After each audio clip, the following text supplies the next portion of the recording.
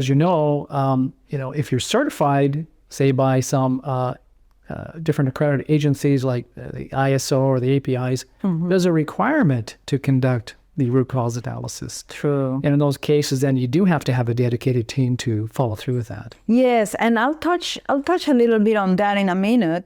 But another question I wanted to ask was, aside from how realistic it is to do this, because some companies may not have as big of a team as like the ones you enjoy, how realistic is it to do a 5 whys or an Ishikawa or a fishbone diagram, 6 M's, 5 M's versus just the brainstorming? Because it's easier said than done. What do you think about that? Well, I think that from my experience, what my recommendations always are and what I teach is that the bigger the problem, the more tools you use, right? Potentially, the more complex the problem, maybe you need more tools. Different angles of looking at the problem might yield different results.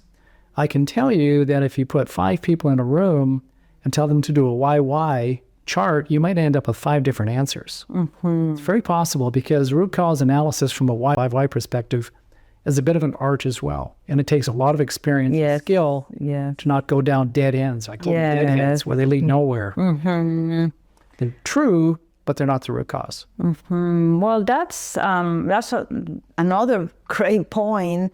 It's a simple problem. Hey, we don't need to stay here with the whole 5 M's. We could just solve it through brainstorming, right? But if it's a problem, maybe a little more serious, then yes, definitely using a more formal technique might be better.